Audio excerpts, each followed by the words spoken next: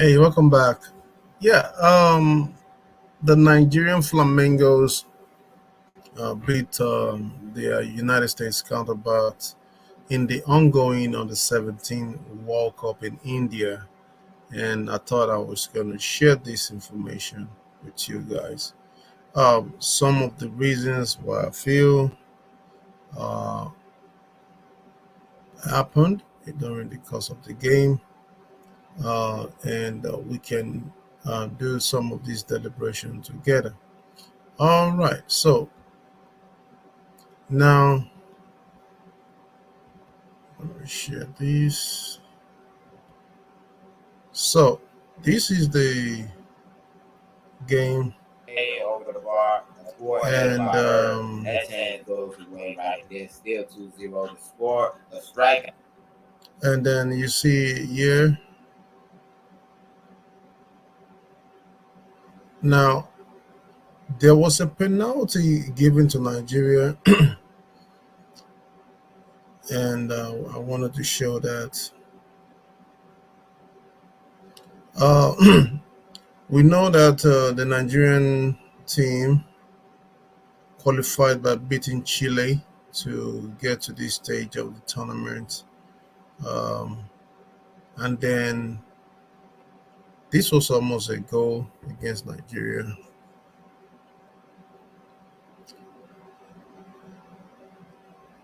And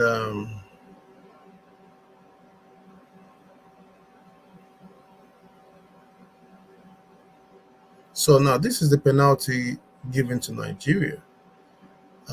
I didn't think it was a penalty actually, um, but it actually was. It was almost at the edge. Yeah, there was a contact on the young lady.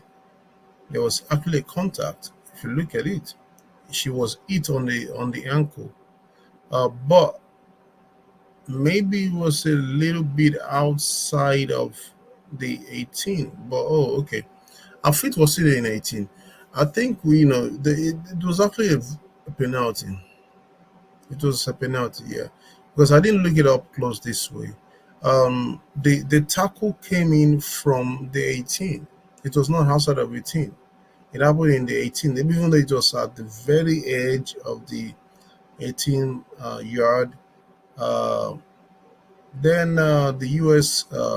Equalized the goal. I'm not sure if this is what. Let me skip through. Okay, let me back it up a little bit. I just wanted to see the goal by US. The goal by US.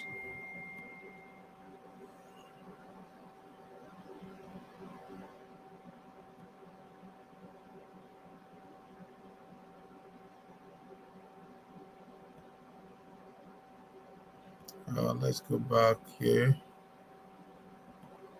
Um,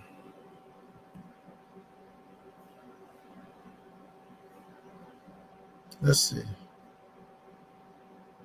I think this should be the goal. So that was the equalizing goal by the US,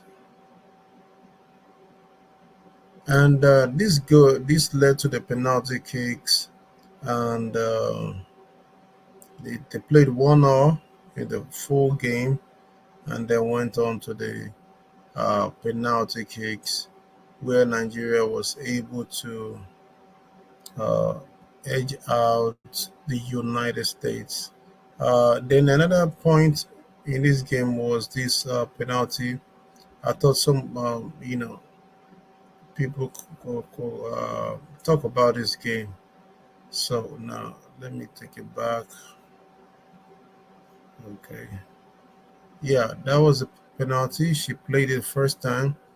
The keeper caught the penalty, but I think she stepped out of the line before she played it. And if you do that in penalty kicks, you have to replay it. So I mean, there's a standard rule. I'm not sure if I saw the Nigerian goalkeeper do the same. Um, you have to stay on the line till the kick till the ball is kicked before you move.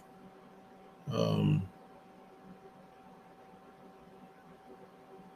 and the last kick was by, you know, the lady that played the penalty during the full time.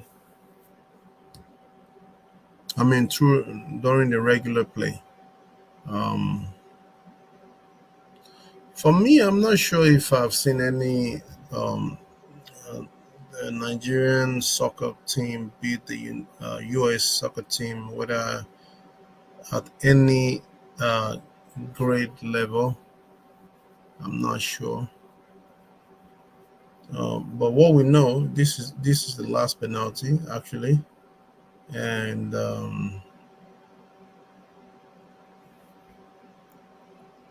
that was it.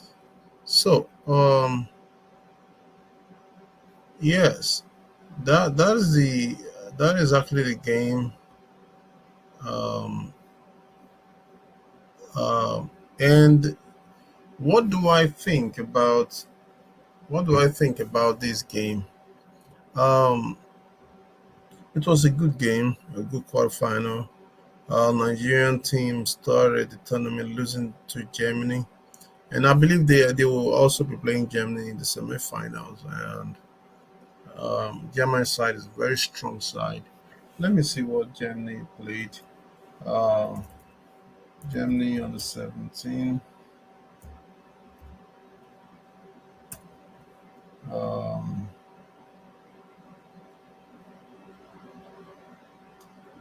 so, but anyways, the game will be against Germany on the team in the semifinals.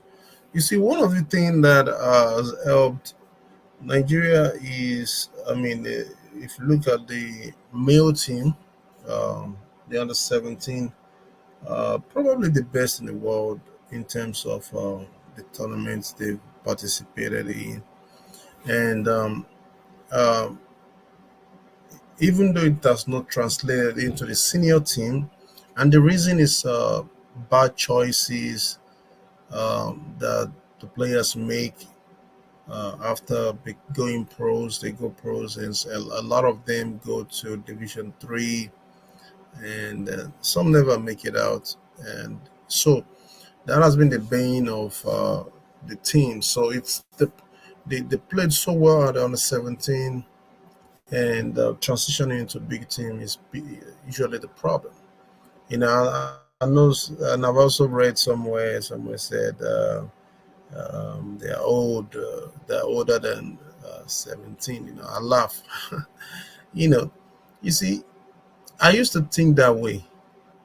I used to think that same way. Because when you hear so much lies, it's even difficult for you to know the truth.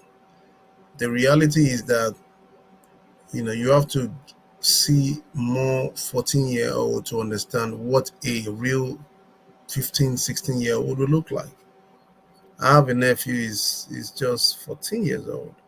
He's almost 6'5". I mean, some people, people talk sometimes. I just laugh and just laugh it off. These girls are the age they say they are. They are all picked from the football academies all around. Now, the reason why the under 17 is of Nigeria, you see, it is what it is today. Is kudos to Pepsi Academy in the 90s and the early 2000s. Came up with those academy. That was the earliest academy that you have. But now you have football academies spread across the country. You don't need work, and so the coaches go to these academies, pick players from there, and that's how they get the under 17. And that's why you find the Nigerian under 17 very strong. It's the academies and for the under 17 the female, it's more recent now that you have a lot of female academies, purely female. I think it's the academies are mixed kind of, but you have a lot of participation from the under 17, and then I'm telling you that you in a couple of years, the under 17 side will be very strong.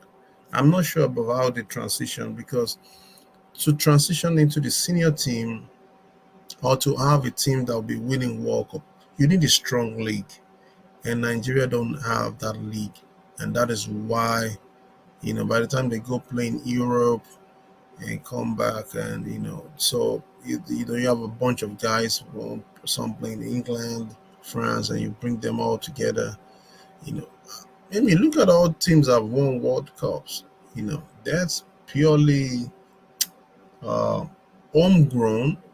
You know, to win. That's the honest truth. So we are not really talking about but let's back to the discussion, which is on the 17. Without digressing, these girls are doing great.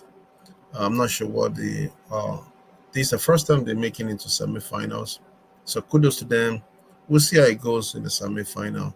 But the shout out, I'm just giving a shout out to this on the 17 girls. They have done superbly well, represented the country well.